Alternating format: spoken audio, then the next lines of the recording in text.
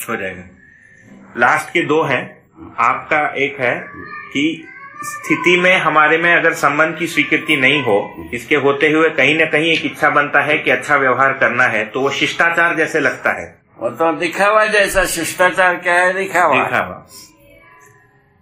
तो जैसे मैं जा रहा हूँ, अंजनी भैया मिले तो मैं हंस के इनका स्वागत करता हूँ। हाँ। पर मेरे में अंदर वो हंसने की प्रवृत्ति नहीं है, अभी स्वागत करने की प्रवृत्ति नहीं है ना। पर मैं अगर नहीं करूंगा तो इनको बुरा लगेगा। हाँ। तो मैं इनसे गले मिलता हूँ न चाहते हुए। दिखावा टाइप की बात से कोई मतलब नहीं करता है।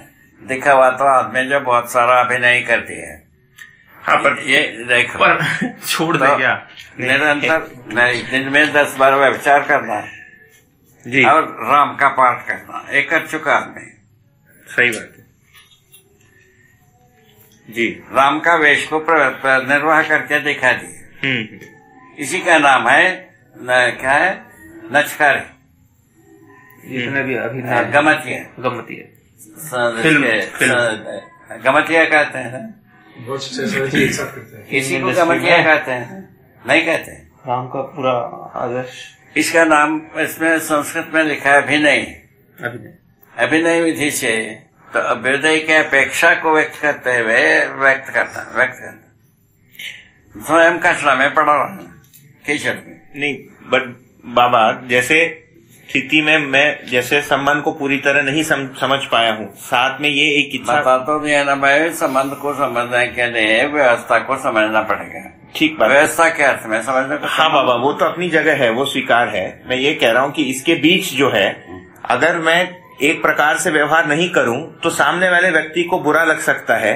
इसके लिए करना न्याय है कि नहीं? वो तो शिष्टता है, बाकी बात आ गए। नहीं, तो इसमें दिखावा तो नहीं है, मैं दूसरे के अर्थ में कह रहा हूँ। वही तो बात है ना। इसमें वो बात नहीं होता। अभिनय वाला बात ना हो करके हमारा निष्ठा के अर्थ में बात हो गई है।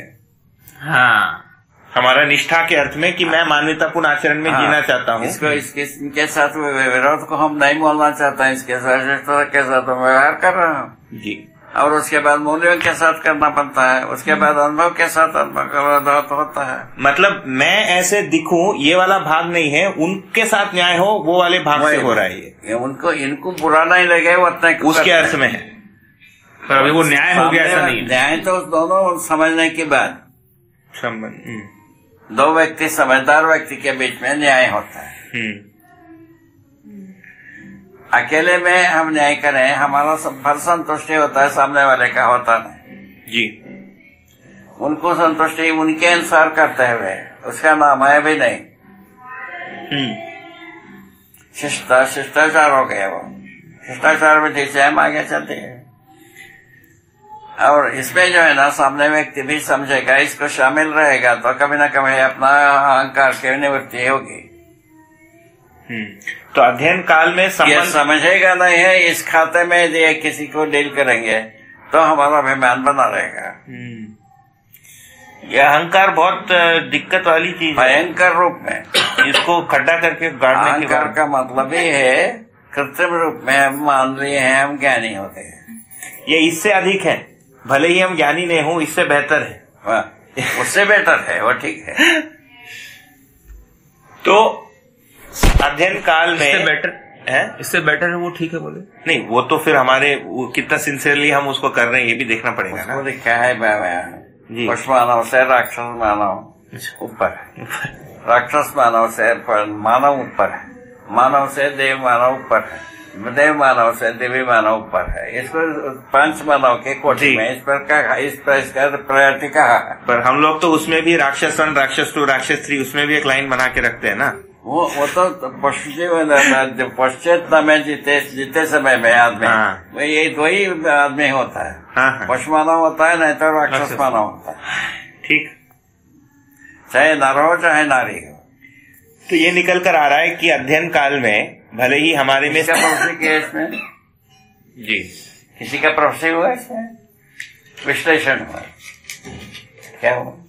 विश्लेषण हुआ ना, इसमें जो हम स्वीकारते कहें ये दोनों ठीक नहीं है। होना क्या चाहिए? मानव चेतना चाहिए। मानव चेतना को पहचानने के लिए इसको विश्लेषण किया, नहीं तो इसकी भी जरूरत नहीं रहा। हमको कोई जरूरत नहीं रहा।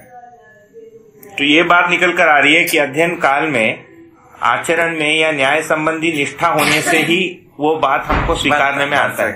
अपने तरफ से न्याय करने से हमारा संतुष्टि बना रहता है अध्ययन के लिए। जी, तो संबंध और व्यवहार एक संबंध को जो है ना पहचानना व्यवस्था के अर्थ में ही है। तो मैं न्याय को समझा नहीं, इसीलिए किसी के साथ व्यवहार नहीं करूंगा। व्यवस्था को पहचान सकते हैं। व्यवस्था को पहचाना हुआ दो व्यक्ति के बीच में और न्याय होता है। ठीक, व्यवस्था को पहचाना है नहीं है एक आदमी अव्यवस्था में जीता है, उस स्थिति में न्याय नहीं होता है। हम न्याय कर सकते हैं उनके साथ, उसका विरोध नहीं होता। फायदा क्या है? सामने वाला विरोध नहीं करता है ना, ये तो फायदा ही है। सामने वाला विरोध नहीं करता है। जी, आपको किंतु समझाना ही रहता है उसको। हमने कैसा शुरुआत में कैसा किया बताए तो था।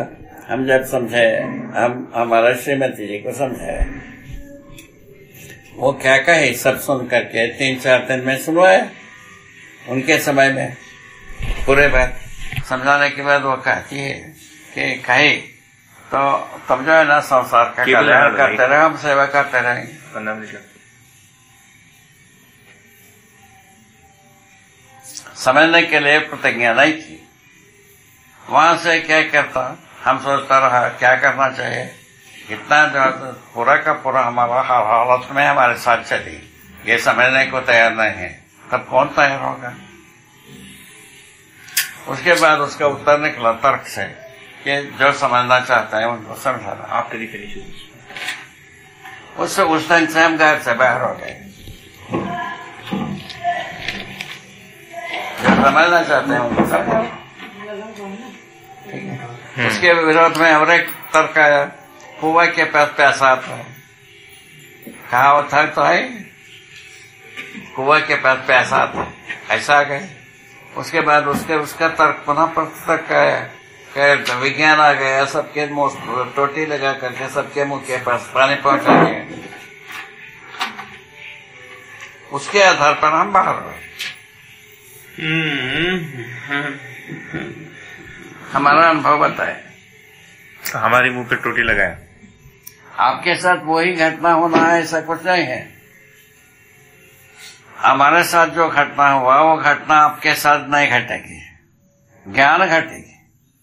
ज्ञान का बात में जो है ना कंटिन्यूएशन होगा, बाकी घटना के रूप में ड्रॉप होता जाएगा अनावश्यक। जैसा युद्ध घटना के रूप में घटते रहे, वो सदा युद्ध करते रहे, ऐसा कुछ किसी से हुआ ही नहीं। हुआ सदा युद्ध करें ऐसा कुछ हो सकता है किसी से? ऐसा बात हुआ। घटना के रूप में अनावश्यक सब ड्रॉप हो जाता है। घटना को रिपीट करने के लिए अभी मनुष्य का प्रयत्न तब तक चलता है जब तक जीव चेतना में जीते।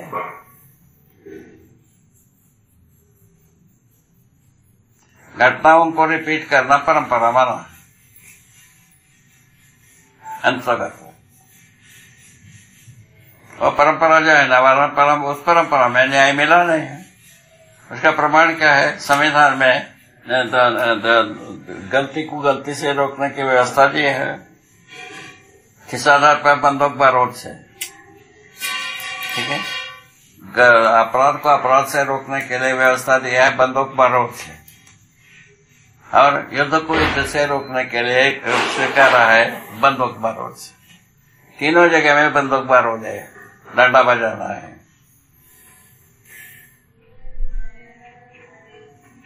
क्या करोगे?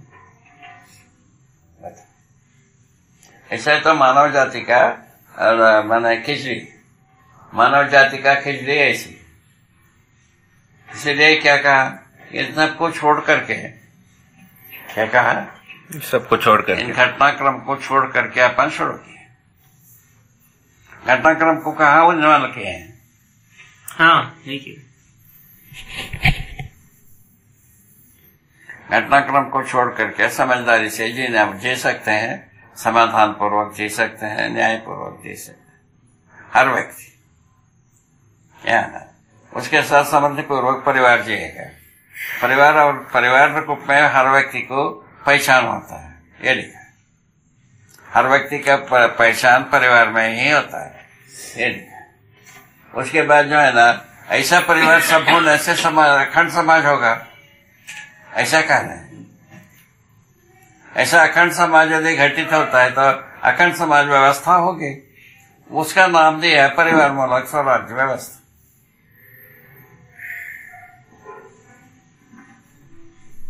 परिवार मूलक स्वराज्य जी। अभी अपन व्यवस्था के रूप में कैसा पहचानेंगे? परिवार मूलक स्वराज्य व्यवस्था के अर्थ में वह संबंधों को पहचानेंगे।